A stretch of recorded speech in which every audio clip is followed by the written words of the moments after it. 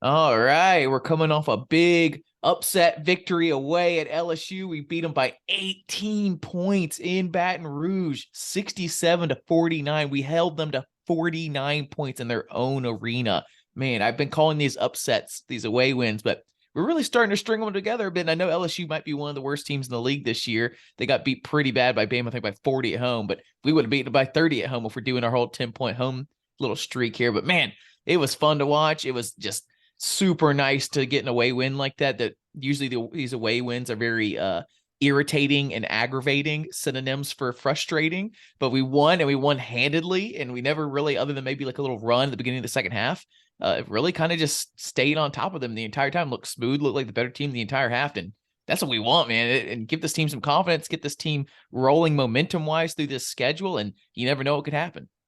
Absolutely. A couple things to follow up. First time in 10 years, Auburn's held an SEC team under 50. That goes back to a win over Alabama in 2013 that I believe a certain Heisman Trophy winner was attending that I was at. I remember that game.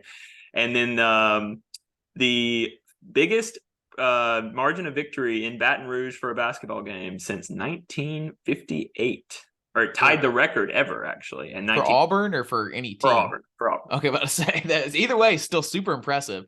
That is just great, man. To put us back in that UGA mindset. We didn't think we thought we might not win an away game all year long. Now we've strung two really nice performances together, confident performances with, guess this, good 3-point shooting. A couple games in a row now, I think. Maybe at least three. We need to look at the stats, but 3 or 4 games in a row, our 3-point shooting has really come on. And Bruce said that in some interviews that he thought we could shoot better than we're shooting. He's talked about all season. He talked about early season that our 3-point shooting is not going to be great this year. But when we were really down late at a conference, early SEC, he said we can shoot better than that, though. And man, this team's a completely different team when the 3 position is bringing some productivity and when the 3s are going in. Even if it's right, tonight was 33%. You know, that I always use 33% as you're a good 3 shooter. If you hit 33, you're like okay at 30. Anything below that, you're not great. Hey, we hit 33 tonight, so that was a good performance, and it was on the road. So what would that even been at home? You know, so that's just a ton of fun to watch. Well, and it just, again, I keep pointing out multiple guys hitting them, right? The nice thing is 6 guys hit a 3 tonight on the road. KD Johnson, Leor, we'll get to Leor, Wendell, Jalen, Zepp, Flanagan. So again, Zepp started us off with that 3 to start the game, and I think Jalen hit the second one. It was really kind of indicative of how this game went, was starting the 3s like that. And another game in a row where you hit a couple of those early and the whole game opens up. But we can't bury the lead here. We had a great conversation about what is this team? What are they? There's a lot of really good defensive teams in the SEC, but make no mistake, Auburn's one of them. LSU shot 29%. They shot 20% from 3. You can say it's lucky or whatever. I don't know what to tell you. Every game, the other team doesn't shoot well from 3, and I'm not smart enough, but I know there are certain things we're doing, especially for certain teams. We're playing them certain ways, and it's working so far. So credit the defense. I thought holding that, LSU is kind of in a rebuilding weird year. They got killed by Alabama, like you said, but look, you hold a team under 50 on the road, it just opens up a lot of margin for error. And we'll talk about the stats and stuff, but just a really clean, confident, solid win. And the big takeaway for me, besides the 18-point win and the winning streak and all that, didn't it just feel like that it factor that we've been kind of wanting to see? Not the score, not how much we're hitting 3s, but just like guys were really locked in on the scout defensively. There was a lot of good it's easy when you're winning, I know, but the camaraderie looked good. It looked like the depth. I don't know. I thought maybe these guys are starting to settle in. You always talk about the roles. Maybe we're starting to find a little something here with everybody's roles. We looked at the schedule and knew it was, the front of the schedule was going to be the easier games, the games we needed to win. So the back half of the schedule we could weather. And we would say a good team would be doing what they're doing right now. We didn't know for sure if we had a good team or not. Let's keep rolling like this, and we'll have a good team. And when it comes to Tennessee and Alabama and maybe Kentucky, we don't know if Kentucky doesn't look that great either. So the back half doesn't look as hard as it did before. But some Texas A&M's coming up a bit. But just keep rolling like this, and you're considered a good team. This is what a good team does against LSU on the road. Even if LSU's not great this year and they're rebuilding and we're good, we did our job. And a lot of teams aren't doing their jobs out there. We saw that I think majority of top 25 teams went down this last weekend, and we didn't. And tonight we went on the road to Baton Rouge in a game that could be a funky little, you kind of miss a couple of shots early and all of a sudden the game's competitive, and we didn't. And we just did our jobs, and we look like a vet team out there doing our job, which has not always been what we look like this year, but we are kind of putting them together now. Well, and you, I think, hit it. There was really one point in this game. I think Auburn was up 15 in the first half. It was an 11-point halftime lead. You always feel pretty good up double digits at halftime. I know on the road it can get dicey. Well, it got down to 2 within 3 or 4 minutes. They hit us with a little run. They changed up some of their defenses. And for Auburn to respond, it was at least a 12-2 run right after that, where they just stretched that lead out. They hit some big shots. I think they forced a couple turnovers. Really good to see that, like you said, the veteran presence continue to kind of come through, and looked like a bunch of our guys just looked really comfortable. And maybe LSU's really bad, and that'll bear out the rest of the year. But like you said, every road win's valuable. We need every road win we can get, and we're a third through the conference season at 5-1, and we're hanging around, and that's all we wanted. Well, I had an interesting situation for this game. I just assumed that if I missed the first half and got back, had some plans. I said, all right, I'll just watch it delayed, but like an hour. I'll turn on the app and I'll just start from the beginning, and I'll just fast forward through the commercials like you used to in the TiVo days and all that. Guess what? With the ESPN app on your phone, on your TV, on your Roku, on your laptop, none of these 3 options will allow you during a live game to start from the beginning. They won't even allow you to stop the game on the app or on your TV. They do, at least on your computer, you can at least stop the game, which is also ridiculous that you can't do. So just so you know, if you ever try this on ESPN, you can't do it. So luckily I watched the second half, and then I went back and watched the first half. And I know Matt had some issues too. So this MVP discussion, we're going to try our best here. Cause some of these MVPs, when it's this close, too bad it's another one that's really close, really great team effort from everybody. So we're going to have to kind of split some wood here and figure out who we think the MVP is. I think maybe the top 3 for me is Jalen Williams, Wendell Green, and then just for fun, and I think Ben's already put it out there on social media, and he was a corner 3 away from being in real discussion. Lior Berman, the orange socks with Lior Berman, the Lior Berman that saw the meme in real I posted on Instagram today, liked it, and then had the best game of his career so far, or at least in this this season. So I'm just saying, maybe I should post a Lior meme every time. Maybe it'll motivate him. Maybe. Look, he played 16 minutes. He played more minutes than Trey Donaldson, than Johan, almost as many as Cardwell, almost as many as Zep Jasper. He was on the floor a lot. Now, granted, time and score, he got to play maybe a little more down the stretch. But the thing I love about Lior, he is just there's a certain confidence, I think, that comes from his background and how good of a player he is, before Auburn and some of the Israel stuff that we've talked about. When he gets out there, I mean, we ran a great action for our 3 guy out of a timeout, and he could have passed it to Broom, and he hit a little runner and got fouled.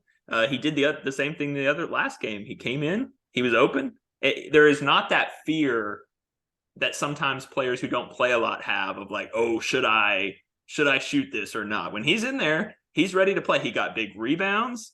I thought he played great. No turnovers, 16 minutes. You love to see it.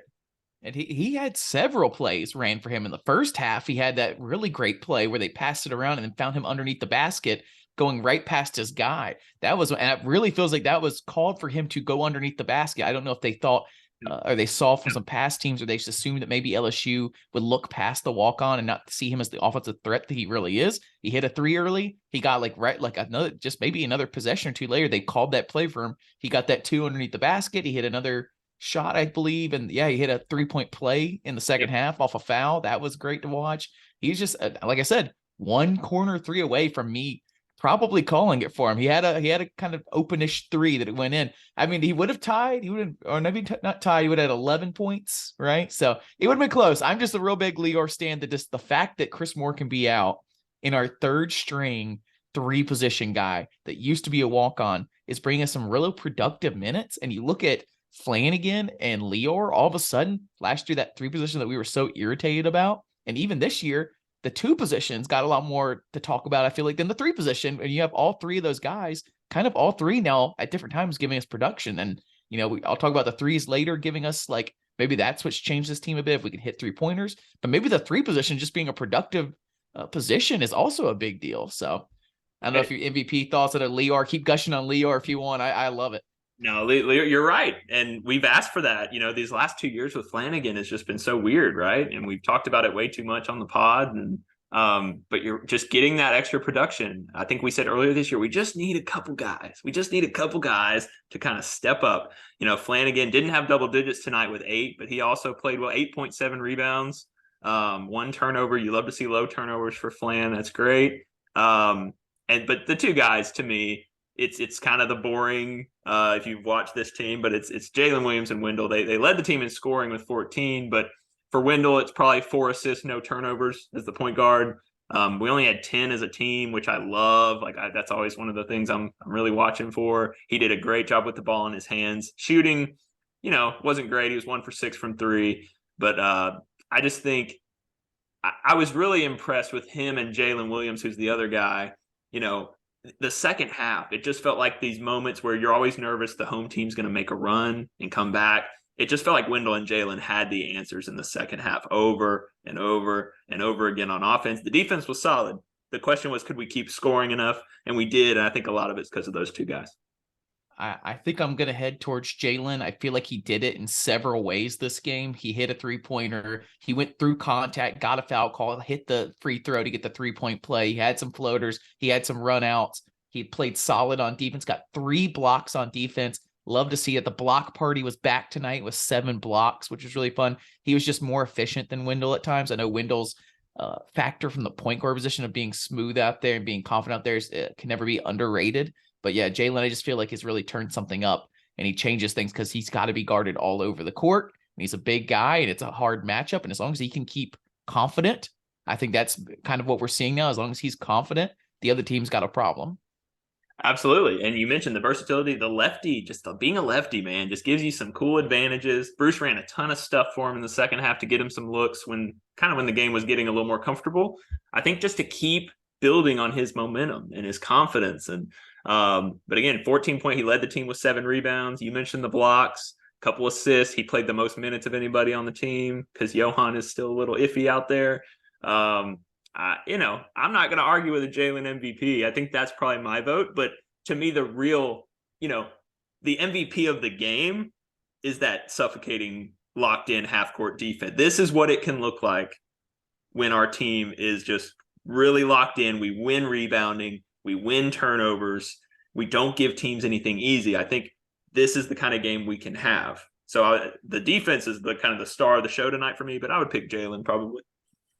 All right, Jalen, another MVP. I think after this game, I'll do the math after this game and see how many MVPs each one has to see the kind of the race. I think last year Walker ended up getting MVP, and I think most people outside the team would have thought it was going to be Jabari, but Walker actually had a bigger impact at times. We'll see if it's Jalen or Wendell. I believe probably both of them are leading right now. Something I thought would be interesting to look at. It just felt like it was a great win all around from there's nothing I'm really going to complain about at all after a win last You're time. Not frustrated, Jackson? No, not irritated or disturbed or any of these synonyms that I looked up before the pod, but this one was just so solid in a way on top of it. It's just, this would have been a solid at a conference win at home. The way this felt, it felt like we were playing, not like one of our bad at a conference teams. I'm trying to think like a South Florida or somebody like that that's at home, and they frustrate us more than this. Like I said, frustrated, dang it. But I thought it'd be interesting to go and let you look through the stats here on the side and tell me, what didn't we win? Really nothing. LSU was 1 percentage point better. They got to the line a little more than us. But very reasonably. Turnovers was a close win. Rebounds was a close win. We always talk about points off turnovers for us. If we get easy points off of those, some of those turnovers, 15-2, that's a big one. Assists. I don't know if people appreciate this enough. LSU had 7 assists the whole game. They only made 17 shots the whole game, but only 7 passes leading. That shows that, when LSU was scoring, it was more, isolation. It wasn't necessarily because their offense was carving us up. So that's a great one. We won bench points. We won points in the paint. We won the block party. We won fast break points. We won steals. We won everything. we make one more free throw, we have the clean sweep across the whole. If you're watching on YouTube, we always have this box score posted. This is basically a clean sweep almost. Yeah, it was just that's what it felt like too. So it's good to see the stats back that up. That just felt like an all around great victory. And maybe we look up. I think let's see, LSU's 12-6, 1-5 in the conference. We might end up seeing, but I think the below us, which it was irritating me. The announcer was saying this. He's got Alabama super solid number 1 in the league. Fair enough. I hate to admit that they're playing really well, and I'm really hoping that they don't win this. I'm hoping they are just a little worse than we were last year, and that they're just so hot right now like we were last year, and that they'll get figured out by the time that we're exceeding, that they're falling. The other issue is that Tennessee's gotten beat by Kentucky at home and not playing quite as well. So they're like, they've dropped them down a little bit. And then it's like us after that. At least in my head, it's us after that. Even when we're playing this well, I think we were very solid. We weren't a regular season SEC champ. So it's just hard to know who's going to beat Bama because everyone else doesn't seem like we're quite there. But the announcer was saying solid number 1 Alabama. Definitely still number 2 Tennessee, but they've fallen off a bit. Then after that, it could be anything from 3 to 12. We're just like, are you serious? Are you watching right now? We're on a streak. We're clearly above the majority. You could say Arkansas, us, and Texas A&M is the next tier, and then everybody else after that. But you can't put us in with the rest of them after that. Here's a couple things. Okay, we are in the SEC, right? I know what you're saying. We don't feel like this team maybe has the strength to do that for 18 games. But the beauty, again, we're a game behind Alabama. The longer, and if you're Alabama, you're 6-0, right? I don't remember what our situation was last year, how big of a lead we might have opened up there. But right now, A&M's undefeated, still after tonight. Tennessee has 1 loss. Auburn has 1 loss. And there might be somebody else with 1 loss, I forget. So, Alabama doesn't have anything, even remotely comfortable at all. So, they look really good. We're the champ until we get knocked out. And I personally think, I know it's only 6 games, but I love Jimmy Dykes. I think he's one of the best announcers in the business. I noticed that he said, he basically, not only did he say the 3 through 12 comment, he said, Auburn, maybe Auburn could challenge for number 2. And I was like, okay, but we're a game behind number 1, and they got to come to our place too.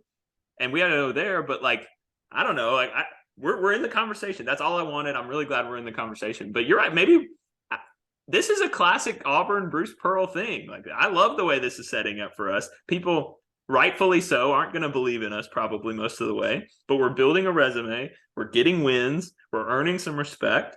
But I like that we're not getting, we're not going to be the darling. Last year, we were a little bit of a darling, and we saw how quickly that can change once people start to play you differently and approach you differently. So we're still on a similar path to that 2019, 2020 Auburn team that we talked about many times before. We don't have the Samir, we don't have the Isaac Okoro kind of ceiling level talent, but we do have some talent on the team. We do have, overall, the lineup is probably more talented on average than that lineup was.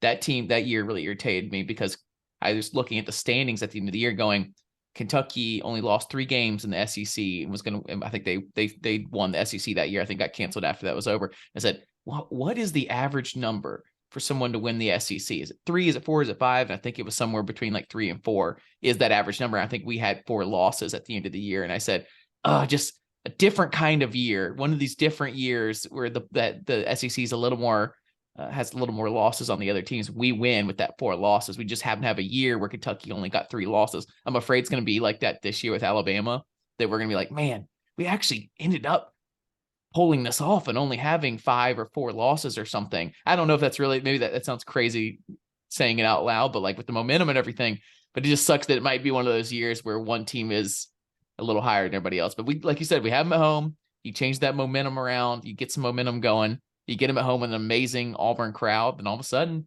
you split with them, they get upset somewhere else. You never know. By the way, we get them at home first. You have not to wish anything, anyway, you get an injury, you get some off the court drama. Maybe your players get in some criminal stuff. I'm not going to get deep into that, but you get distracted by that. You never know. Their lead guy, we went through that during 2019, 2020. Isaac Okoro had his injury, and it really impacted the team for a couple of games. Their big guy, whatever his name is, last name's Miller, I believe. He gets hurt for a couple games, they lose a game or two, all of a sudden it's a different, the race is on. Bigger than that, Jackson. He's also going to be an elite draft pick. So what might happen if somebody gets hurt a little bit? And maybe, it's not cool to play anymore. So look, we're not hoping for that. Well, I might be. I was still hoping Kentucky, like we had that Kentucky-Tennessee game, and now it might be a good thing that Tennessee lost. I mean, I'm seeing that, but I was hoping that Kentucky would explode enough that they do start having people sitting out or not caring. They have a lot more drama coming out of that program than they've had in the past for sure. I keep seeing quotes and little things about Calipari taking people's cell phones away, or Oscar Tshiebwe saying, play the walk-ons if they're going to give me and he scored like 35 in their last game, 36, I think, and they beat Georgia by like 10, and they were down by like 10 at halftime. I was like, yeah, rely on Oscar Tshiebwe to score 36 every night. He is going to do that sometimes, but if that's your new strategy, then it's not going to work out very well for you. No, maybe we'll get back maybe around the SEC here. This game was so dominant. We're like let's ranting along here. Let's get into a couple players at least. We've talked about the big three. Before that, I did want to mention this. Again, just don't take for granted what the defense did tonight. And you can say it's LSU, whatever. They didn't score 49 points. I don't know if they've been held to that all year. It's the lowest shooting allowed by an Auburn opponent in an SEC road game in 12 years. So we did a great job defensively, and then they had droughts of 657, 546, and 626. They almost win an entire half without making a basket if you combine those three runs. So just the defense was just so good. A guy I really wanted to talk about was KD Johnson. We definitely helped them to their lowest amount. I think their next lowest was 63, it looks like. Yeah. Nope, 60 against Arkansas. So, I mean, it's a really good performance. I thought KD looked refreshed and renewed, and like he was getting his hands on balls. He was getting some steals. He hit 2 threes. He hit both his free throws. He had 0 turnovers. And he was communicating well to the very end. He was on the floor almost the end of the game when we were kind of winning in a blowout.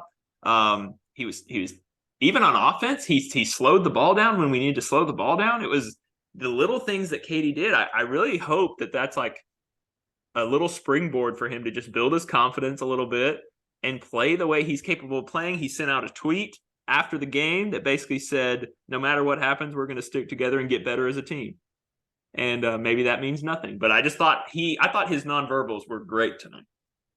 We need him to pick it up a bit. I was going to kind of go on a little bit of a rant. I was talking about the 3 position bringing us productivity. The 2 positions, if you look at the whole year, has probably actually been the weakest position. KD's just been so underperforming from what we thought he would perform at and kind of what he showed last year. And then Zep has not been the offensive guy we hoped he could kind of had this renaissance this year. It hasn't been there.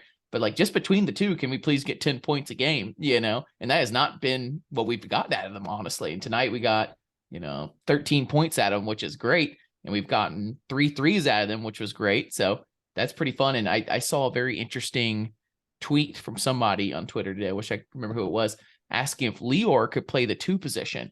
Well, if KD and Zep keep playing like this, we're fine. You get 10 plus, I think, out of the 2 position between the 2, and we're good as long as we're not turning the ball over. We're still hitting an open 3 or 2.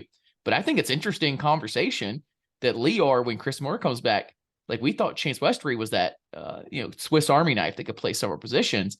Maybe Lior, if KD or Zep slow down, if one of them gets hurt, or if the KD just, devolves back again, Lior might not be a bad 2 position. He can hit threes like crazy. He's playing pretty good defense. He's confident out there. I'm just saying, if there's an opening there, I would love to see Lior too if we need him. My opinion. I think it would very easily happen based on the way the offense works. Lior can be a just tiny bit of a liability defensively. I think that would be the concern for him to guard some of the 2 guys that in this league. You do worry about the high-end talent. I do worry about that we're playing some of these like an LSU and he doesn't get exposed. But come one of these other games where there's a 2 guy as a big-time guard, they start picking on him maybe. But then again, they pick on KD sometimes. So. Well, and I know Bruce. And again, you have to look at it holistically. Offensively, you're absolutely right. Would you sign up right now for 13 points out of the 2 position every night? I guarantee you would. And I'm saying give me 10. So 13's great. And especially since three of that, or they hit 3-3-pointers, right, which is big because they've not been doing that all year. And that's where we want them from, is from the two position. It's great that Jalen will never hit him. We'll take it from everywhere, but the two position is kind of the guy that we ends up getting a lot of these open looks that have not been going in. But we also have to keep in mind that defense. And Bruce just really values Zep and his ability as a perimeter defender. And KD has these special defensive ability. He grabs the ball with a ferocity that nobody else does. He goes after some things that nobody else does. So they bring stuff to the table. But you're right. If one of those guys went down, could Leo be a backup too, like he is right now at the 3? Absolutely. I think that's great for him. It's kind of weird. We talked about him all during the Israel games. We talked about people over there being very excited about him. We saw last year how he filled in for Alan Flanagan during that conference. He just might have been sitting on the bench. It's like he's a little too talented to just be on the bench, but I don't know where you would put above him. So it's just nice to think that maybe he can play that role that can fill some gaps and kind of gets more playing time down the stretch. And well, hopefully we don't need him because Chris Moore comes back. I saw that Chris Moore wasn't wearing the sling on the sideline. So hopefully that means he's on his way to recovery. And Chris Moore, I want to be like, look at Leo hitting the threes and to being confident in offense. Chris Moore was looking pretty confident in offense also before he went out. And now Alan Flanagan's looking pretty confident in offense. Kills me that Alan Flanagan didn't get that 2 more points. He got 8 points, and we were so excited about. He had 4 games in a row, I believe, with double-digit points. Has 8. He had his chance down the stretch to hit another one underneath the basket, just didn't quite get it. And man, it would have been nice to say 5 in a row. The factor with him is he got in a lot of foul trouble. He was the one guy that got in foul trouble tonight, and he only played 23 minutes. 8 points and 7 rebounds and 23 is not bad at all. I think people need to look at this as a positive. He was 50% from the field, 2 of 3 from behind the arc. Like, one of them was just a great jab step, just confident. It was right in front of Bruce, and you could just tell, even Bruce had a little yes, that's what I want to see.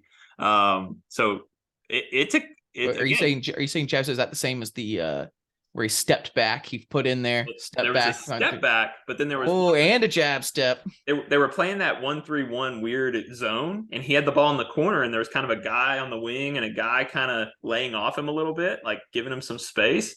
And he kind of just did one of the, he kind of faked his momentum in and then just pulled it back, went straight up, just swish. He's making his own shots too, which is really interesting from where he was earlier in the season and late last season. So that step back, usually I would be very irritated if someone took a step back 3 like that. At least from some of our players on this team. If KD does a step back 3, I'm a little irritated, but also I'm irritated when he does an in your face 3. But Flanagan's step back 3 is starting to become a move. He's done that a couple of times now, and it's created a lot of room for him, and he's getting a really good shot, and they're going in. Yeah. So I think Flanagan definitely gets another plus, in his performance. People might look at the scoring being single digits, but he continues to look just like the guy we know he can be, which is huge. Another game where this is the second game, right, where Broom hasn't really had to carry the load. Which, can you believe it? Can you believe it from 3 or 4 games ago where we were full on, this team is now through Jalen and Joe Nye, and if Joe Nye doesn't score 20 plus, then we're done. So now he's not hardly scoring, and we're hitting all these threes. It's crazy. It's not that crazy. We're still not hitting a lot of threes. We were working everything down there, and we were saying, just don't even shoot a 3 this game. Yeah, there was you have to do it, but it felt like that was the move.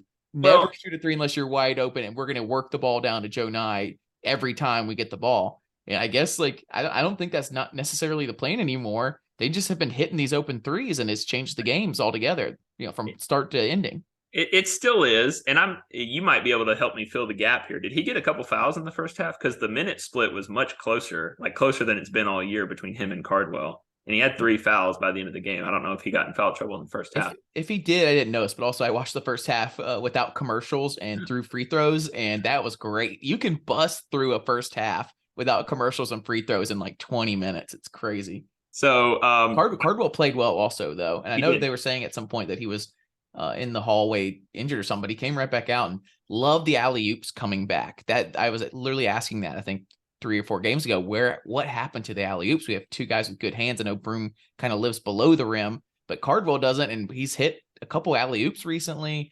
I believe his other score was another nice put back or something. So it's nice to just get 4 points at him every time, and it's nice to get great defense at him and 2 more blocks from him. Well, and 7 rebounds and 2 assists in 17 minutes. I mean, very productive. The only shot he missed was a 3 that he had to take at the end of the buzzer. He's fine. Like I like honestly, and this I love that we have established Broom post up as a way we can generate points. We know that. We know we can go to it, especially in certain matchups, right? Maybe not against the best players like KJ Williams and who'd we play last game? Tolu Smith. Those were tough matchups for Janai. And I thought today, at least the times I noticed, I know KJ Williams had 16 and 8, but he played almost the whole game. And there were a lot of times where Broom blocked him.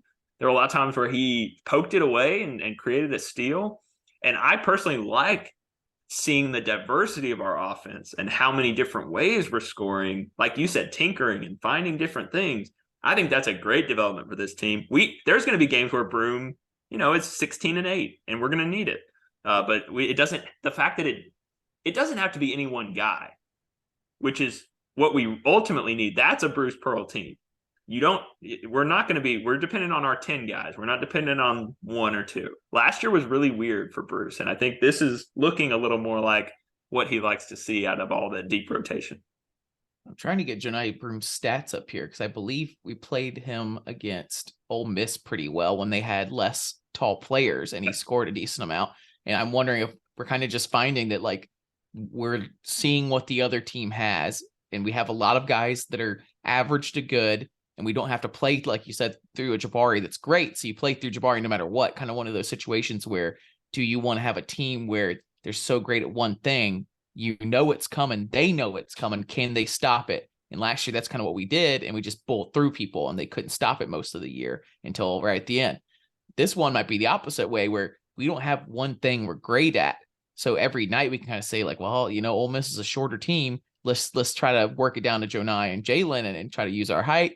Another team might be different to say, hey, they got a big matchup down low. Let's see if we can get some threes on. Let's see if we can drive on them. So it'll be interesting to watch if that's kind of like we're looking at the other team and adjusting to that.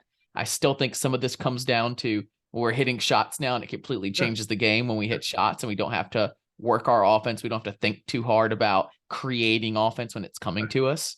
Well, and think about that for a minute, right? Like, we've talked for years, Bruce, like they call a lot of sets, they call a lot of offense, but they also let it go. I mean, they let Wendell go create, they let our guys move. So think about it. If you're watching this game and you're Bruce, I don't think he's really putting the clamps down on the offense and dictating, okay, Jalen has to get a touch this possession. I'm going to force the ball to him. I'm going to force the ball to Janai. Now, we can do that, and we did do that some tonight. I just think you're right.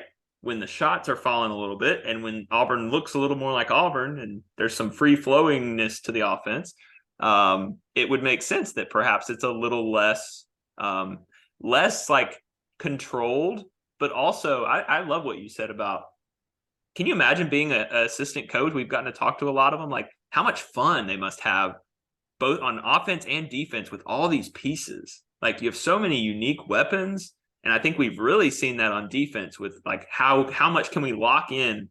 I don't know if you noticed this tonight. Like we had such a good idea of who was a shooting threat and who wasn't on LSU. We were completely ignoring about 2 or 3 of their players from the outside because they are just not a threat. And that's a small thing. Every team is probably going to do that. I just think it seems like we're just buying into that identity like that we talked about last episode. I was glad I was right. I had to look up Jonai's stats. 19 points against Ole Miss. So I think we believe before that game, I think Ben was saying they didn't have a player that played more than 5 minutes. It was over 6'8". So we'll be looking forward to that. Ben's doing a good job throwing these stats out there and throwing out these little graphics with who to watch. So we might start looking at who to watch on defense to say how we think this game's going to go. I don't know I think we've been trying to look at the other teams and at least pick out a player or two. I don't know if you want to pick out a player that played great this game from the other team or not. KJ Williams is really good. 16 and 8 in 36 minutes. 3 turnovers though. I think Janai got him a couple times. But it was him and Trey Hannibal, who I think has one of the best names in college basketball. Love Trey Hannibal. Little ball of hate a little bit as a reference that I probably shouldn't have said on a basketball podcast. But he had, he only made 3 shots, but got to the line all the time. He's a little like KD, just a small, muscly guy. But you take those 2 guys out, they had 32 of LSU's 49. So, I mean, just no, I don't know. Like, I believe this is right. Oh, yeah. So, Trey Hannibal comes off the bench for them and plays like about half the game. Everybody else off the bench had 1 point. So, not having that depth of scoring. So those are the two guys that stood out to me. KJ's really good, and we did a nice job limiting everybody else outside of him. I don't know if you have any more things you want to talk about this game before that. I want to say real quick. PM me my genitals said Leo Berman should get the sixth man award. And I agree. Maybe we start doing a sixth man award if we have some of these games where the MVP is kind of even and we need to give an extra little star to somebody like an upwards. Leo Berman gets that sixth man. AU Bear agrees with him. Matt MCT says Jalen Williams.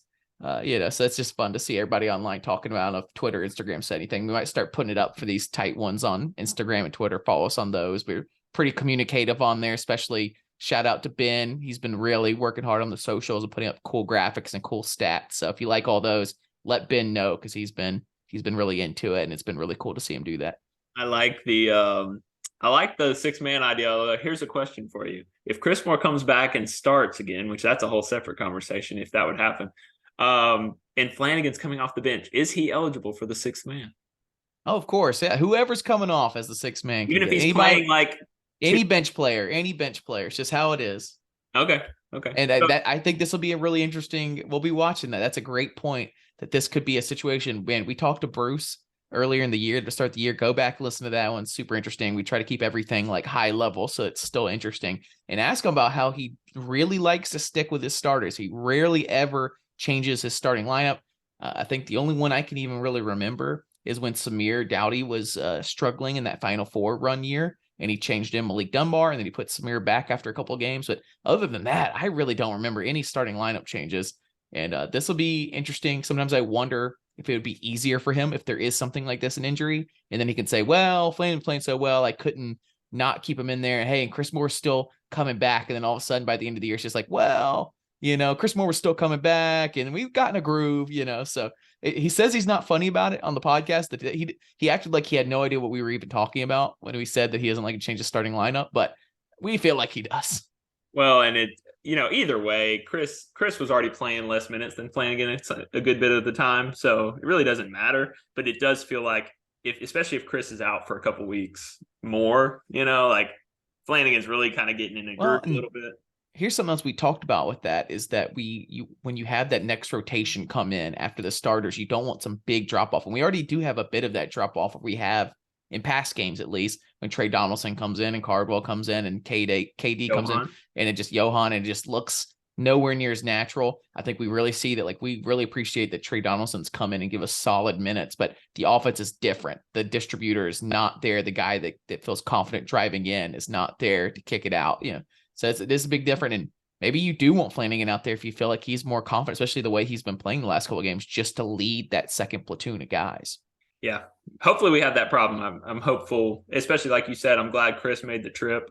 And no sling is good, and hopefully we'll have him back soon. Any other, we bragged, I wanted to make sure we bragged on Cardwell. Any thought? I continue to brag on Trey. Like you said, like, don't underestimate turnover-free minutes from a freshman backup point guard. I don't care how much he scores. He had 4 rebounds. He's a tough kid. He tries really hard. His effort level's great. And no turnovers. That's all we want. We just don't want to melt down when Wendell's on the bench. And so far, so good for him. And then Johan hit a really weird-looking shot. Jackson, he made a shot. Hey, good for Johan. He had another 3 he tried to shoot. And I was just, every time he takes a shot, which is really rare, I just hold my breath, really hoping this could be the moment. This could be the moment that turns him around. He gets some confidence. We find some position for him. I really think what he could do if he didn't look so lost out there, and maybe I just misunderstand the 4 position. I feel like Chuma could do this more. Just like bang on the boards, go get the rebounds, go get the putbacks, do what Chris Moore does out there. Go get some alley-oops. We're missing from last year that Cambridge guy that can fly in from the wing and get some alley-oops or putback dunks. And I think he looks athletic out there. He looks really athletic. He looks bigger and stronger than most players out there, but he's not crashing the boards. He's not dunking the ball. He's not cleaning up these little twos. And maybe it's because he's staying out of the fray because he's not confident, but I would just love to see him fly in the way Jalen Williams did in those last couple of games his freshman year, where I'm starting to think, I'm hoping that's the trajectory now, like that looks worse than that trajectory. But Jalen Williams didn't play until like the last like 3 or 4 games of his freshman year. But when he came in, it was like lightning. You could tell he was raw, but the athleticism was crazy. I think this very first game, he threw the ball off the backboard to himself and dunked it. He did that because he didn't know what to do, and he freaked out because he had the ball and he had like picked up his dribble, but it worked out. It was awesome. Just do some stuff like that. Just show some glimpses. That's what he was trying to do on that world's most obvious charge a few weeks ago when he started from midcourt dribbling and like just tried. Anyway, he did steal a rebound from Cardwell though. That was some impressive, and it led to a turnover. So no, Johan, like the only thing I would say to my elementary eye is it does seem like when he's in, they are doing more 4-out offense. Like Jalen, I think when you see him in, it's a mix, right? Sometimes they're getting him the ball in the post. Sometimes he's screening and rolling out to the 3-point line. And that's kind of our 4 is versatile, right? Chuma and Jabari, we know the drill. But it does seem like when Johan's on the floor a lot this year, that he's in the corner or he's on the wing and we're running a little bit of a different offensive set, maybe just for his comfort. I don't know if that's all him would be my only point. And I don't know what they're telling him. Maybe they're telling him to be somewhere else. In my head, if I'm that player and I feel raw and I feel uncomfortable, every time the ball leaves my fellow teammates' hands towards that bucket, I am sprinting in there to try to get that cleanup. I'm saying this is where I could benefit. And we see it from some of those guys. We see it from Chris Moore and we see it from Cardwell. They are like, they know that's their position is to play hard defense and get any rebound they can. And they get them.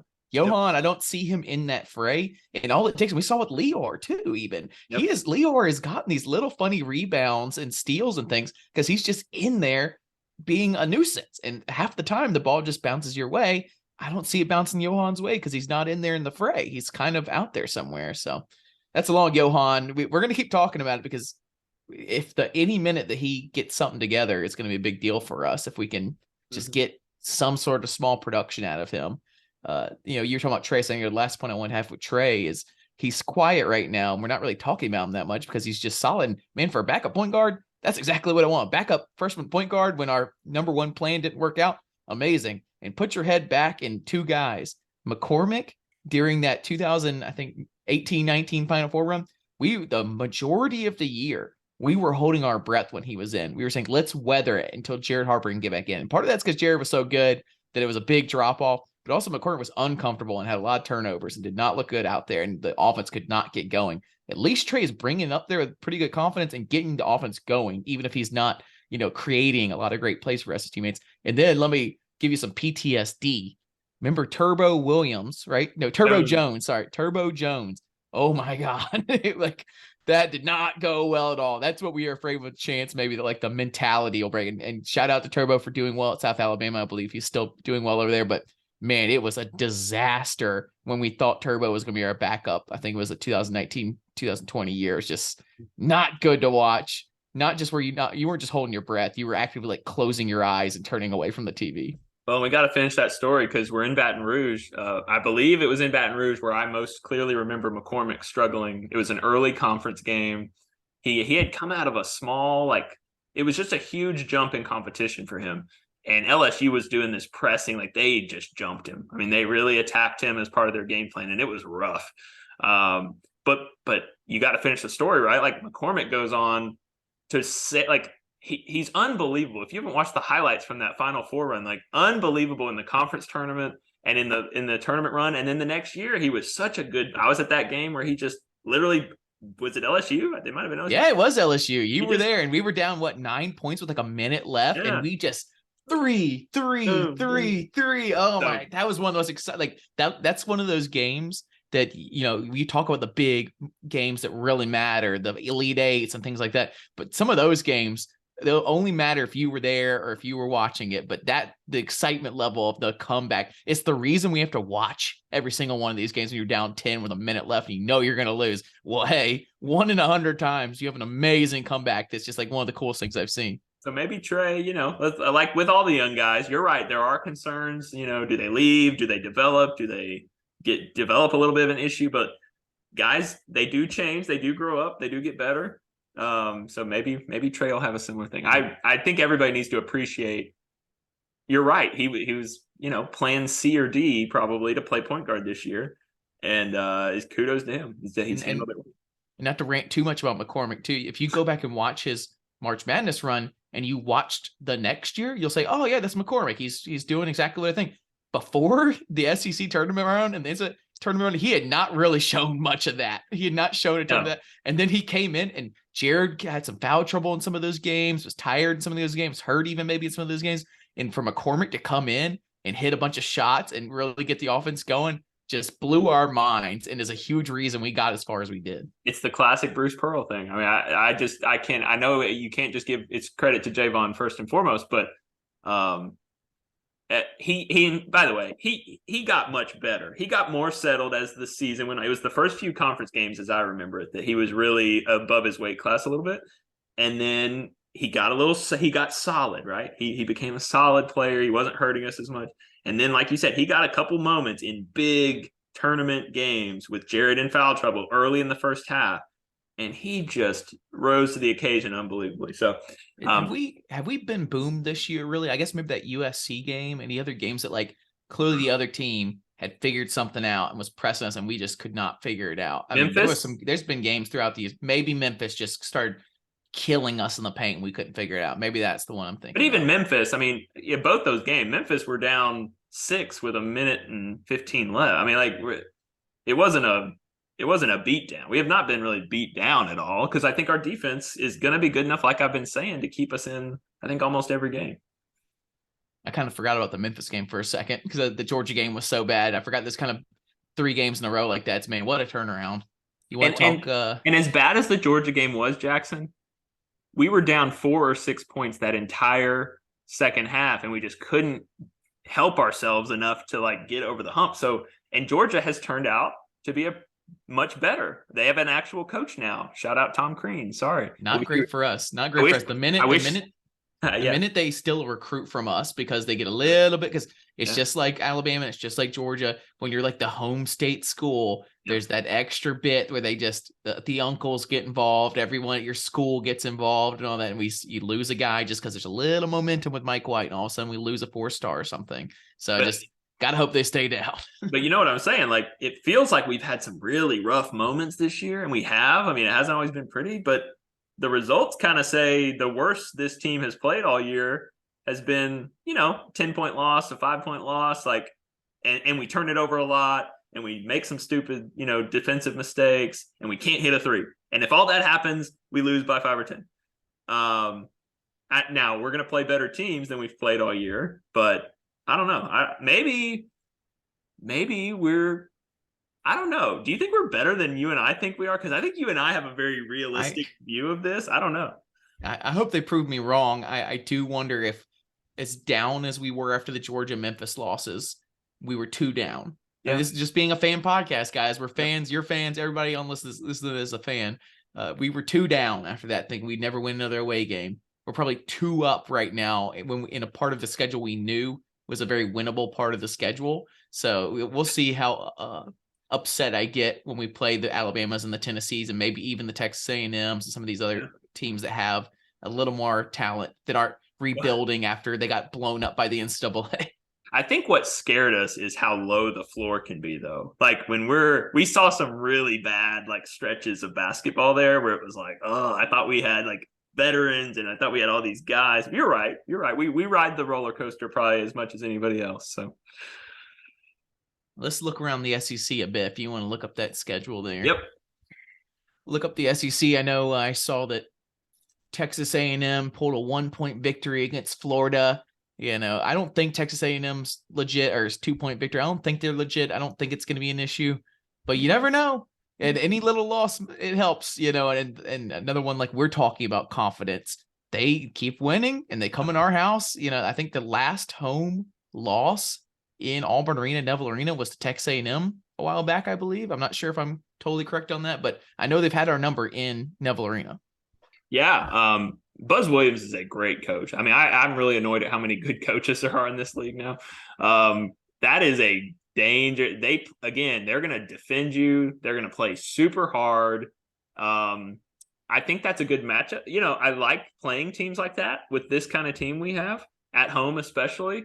But that's a week from now. That's next Wednesday. So that's a huge game. If Auburn wins at South Carolina on Saturday, you're going to have at worst, 6-1 Auburn versus 5-1 A&M in the conference standings at Neville Arena next week. So go ahead and be getting ready. Everybody who's close to Auburn or has season tickets, like that's the game of the year so far, at Neville Arena next week. Here's an example of how much we might be getting ahead of ourselves with what schedule we're on. I think the last 5 games and the next game we're going to play, we're all against the worst teams right now in the SEC. The bottom from the bottom to the top is from the rankings right now is Ole Miss, LSU, Mississippi State, South Carolina, Arkansas. That was our schedule over the last 5 games in the next one.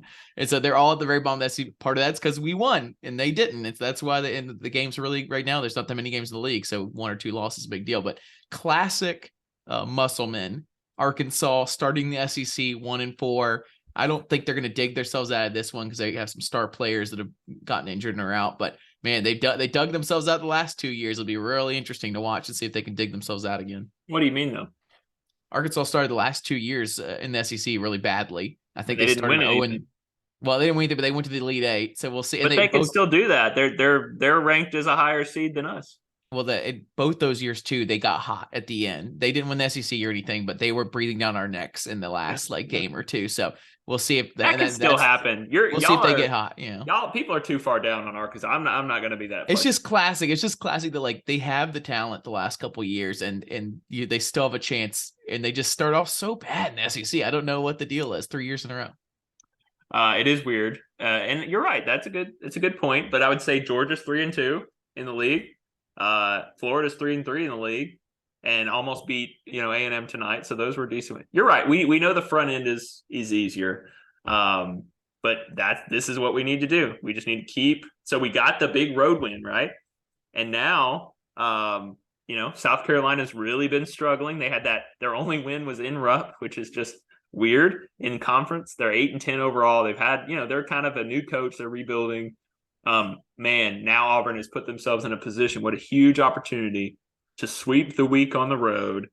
They're going to be in a top 15 team if they win Saturday. They're going to break the all-time consecutive ranking in Auburn history next week. Monday, right? I think we said it incorrectly on the podcast. It was a week off, but man, I hope they have a graphic or something they show in the stadium. I know they will on the social media side, but I'd love to have that up somewhere and people be talking about in that game and give that Texas A&M game just a little bit of extra. Or it won't even be Texas A&M. It'll be South Carolina this weekend. That's all we have to do now, right? Correct. Beat South Carolina. Even if we lose South Carolina, theoretically, probably still, as long as it wasn't some ridiculous blogs. We're number 16 right now. We just got another win away. So you would think, let's not don't hold your breath with Auburn though. We should have been number 1 a week earlier than we were the last time because we're Auburn, and they, that name doesn't give you the cachet that some other names give you in college basketball. So looking ahead again, just to go over so it's Alabama's undefeated at 6-0, A&M's 5-0 because they're not in the Big 12 or Big 12 SEC challenge, so they're a game behind. They'll catch up. Auburn and Tennessee are 5-1, and that's the top 4. And again, the reason top 4 is important is that double bye in the SEC tournament that you want. And if you're a top 4 SEC team, you're probably gonna have a decent seed in the NCAA tournament. So we have got to move the Big 12 challenge up. Just put it the game before the conference starts. Put it late December, because I would get so excited for that West Virginia game if it had just been a couple weeks ago. But now that I'm so excited about what's happening in the SEC and see all these narratives going on in the SEC, I just really don't care about that game. And I don't want to lose it because I don't want to lose momentum, but that's about it. From an actual, what's going to impact this team, it's really doesn't have much impact, does it? Right. No, it's weird. It's a little weird. I kind of like it I don't mind it as a little break, and it's a different matchup, and I don't know. But if you could, would you have put it earlier in the year just to give you an extra oomph? I would have put it maybe even earlier in out-of-conference when we didn't have a very strong out-of-conference slate. But we don't get to pick that. Yeah. I mean, it's the league. So, I mean, talk to Greg Sankey. Is that why it's where it's at? Is because it's a league game? Or everybody plays the same. All the 10 SEC teams that play in it all play their challenge on the same Saturday, and then the other 4 teams play each other on that Saturday. It's very irritating to me. And I thought this was how it was. I thought it was the top team from the year before gets to play the top team from the other year before, but it's just TV matchup. So it's always going to be Kentucky and Kansas every year, so they can get that matchup. Maybe they switch it up if Baylor wins the national championship or something. Tennessee's gotten Kansas. Is it Tennessee, Kansas now? I don't know who it is this year, but well, so here's the reason why they wouldn't do it, Jackson. I would just play devil's advocate. Could you imagine if we pulled Kansas into Neville Arena from the Big 12? They would they would end the challenge before they put Kansas in Auburn. You're not wrong. Here's why they won't move it. If they, because of the difference in the leagues. Now it'll be interesting if I think, didn't we sign something with a different league? Am I making that up? I think I would love to sign something with the Big Ten. I think that would be super fun. And during all this, it's like kind of a little rivalry going. Well, they do it with the ACC. They're already taken. We can't do that. We're not going to get them. Screw it. Hang on. I got to look this up. They afraid. That's what's going on. They're afraid. They said they'd rather play the ACC. Okay. There is going to be an ACC, SEC, men's and women's basketball challenge. I can't wait till we get to play Wake Forest or Clemson. Starting next year. No, but think about it. We will have a much better opportunity. I'm not saying a good team. You got Duke, you got Carolina. We won't get either of those. You might. Well, we might. No. Maybe. Virginia, the rematch. They're gonna do Tennessee, North Carolina, Kentucky, Duke. Virginia, Florida State would be kind of a fun one.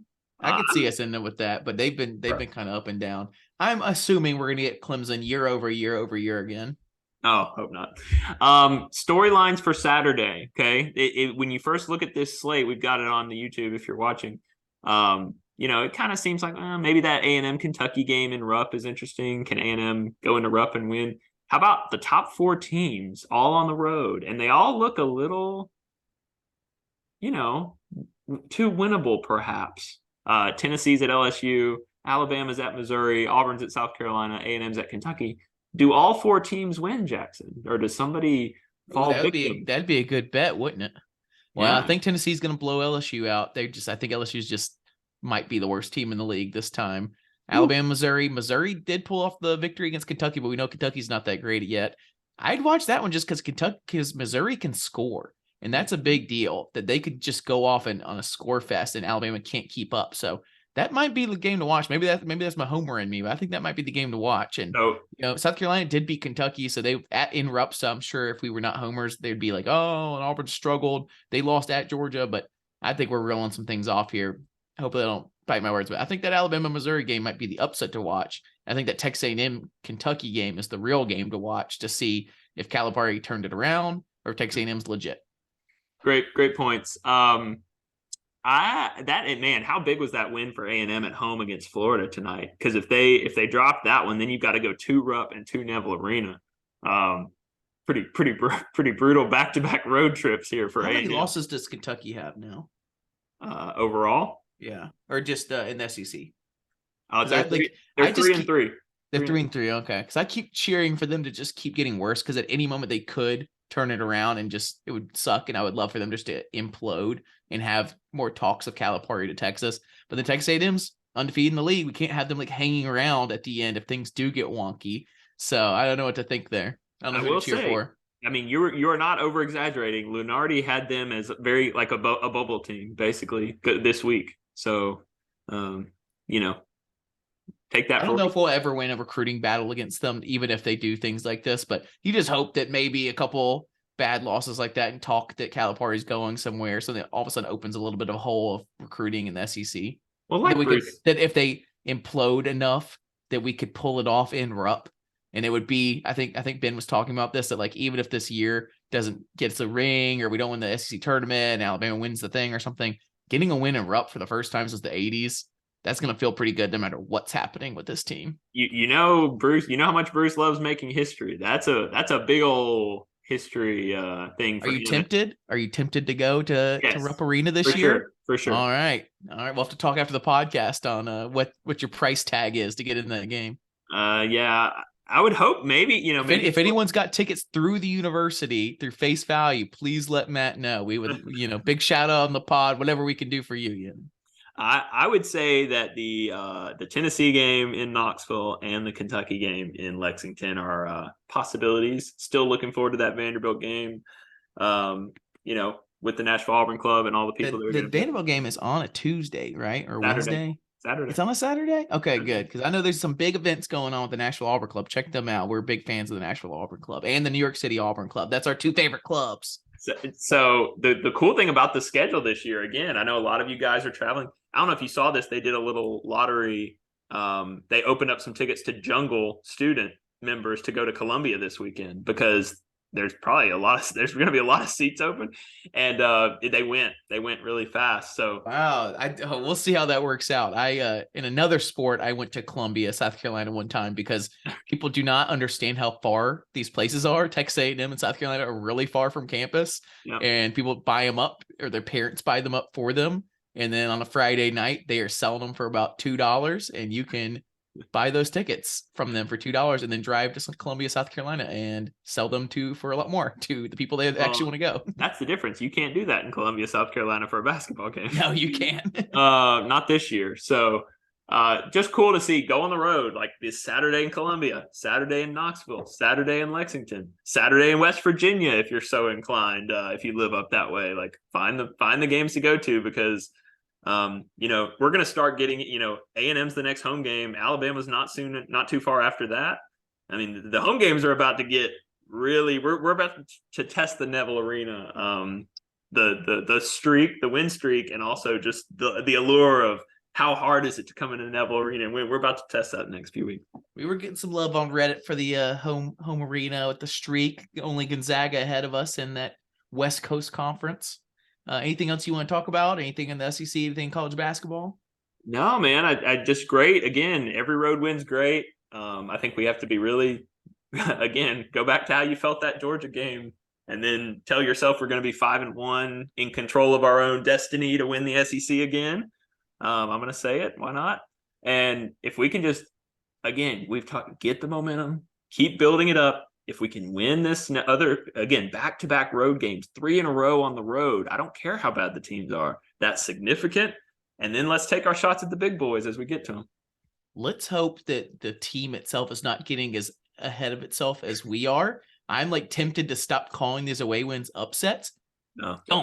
Don't change your mentality. Every one of these away wins is an upset. We blew them out tonight, but that was an upset that we blew them out. South Carolina, if we start all of a sudden changing after these last couple games, that away games aren't as tough as we thought they were, we will get bit by South Carolina and go down. So these are all upsets. Celebrate them like they are upsets. It helps me to think about the big picture because you're right. They don't need to be getting with the way we play on offense night to night. You better not start getting too excited too soon.